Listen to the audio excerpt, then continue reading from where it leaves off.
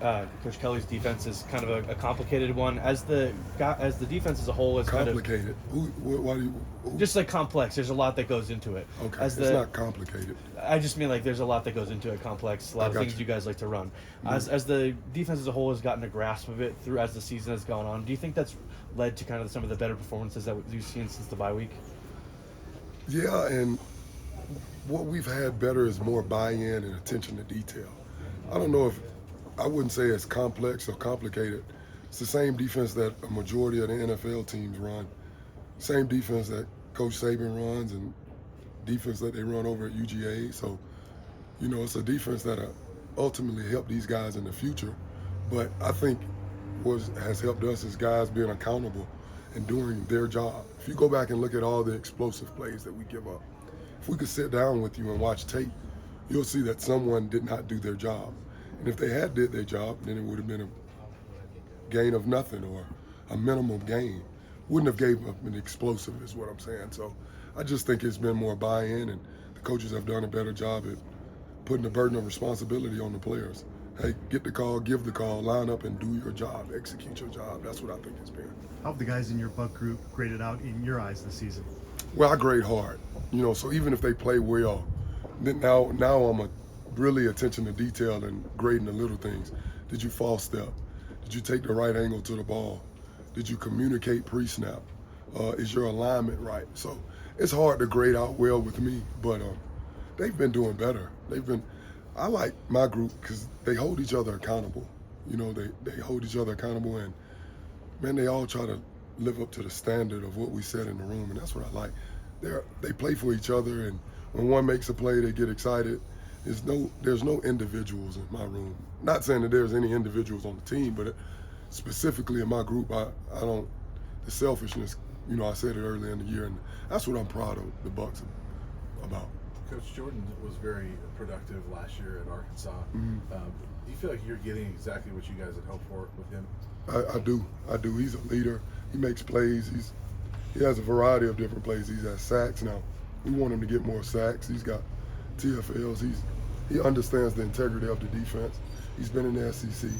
So every week we do a lot of changes, and he's able to grasp and understand the changes and then apply them. But you need a guy that's been through it like he has, and he's been a blessing for us, and he's a leader. I love JD. He practices. You ever seen him practice? No. You haven't seen him practice? You should come watch him practice. He practices hard every day.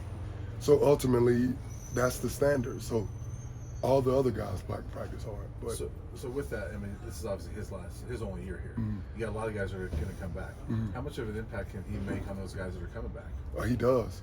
Because I can revert back to him like, hey, do you guys remember JD? And I'll show a lot of his tape next year of the way it looks when you do it right.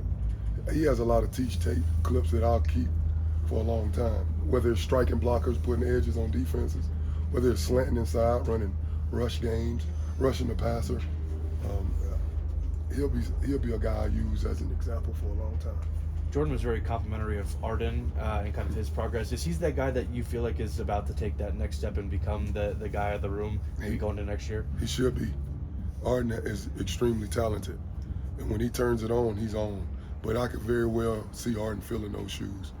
He's another guy from the SEC, so he understands about, the importance of going against good competition, and he's went against good competition. But I expect him to develop. He's like a freshman. Coming into this year, he had 3 more years. So I think in a couple more, he'll be ready. He can play. Anything else for Coach? What do you feel like is your biggest takeaway, the biggest thing you've learned about yourself this year at CU? Oh, myself? I don't take anything for granted. I try to teach my guys from the ground up, elementary school. We go back to center, over the center is a 0 technique. A shade to the right or left is a shade technique. We call it a shade, or 1.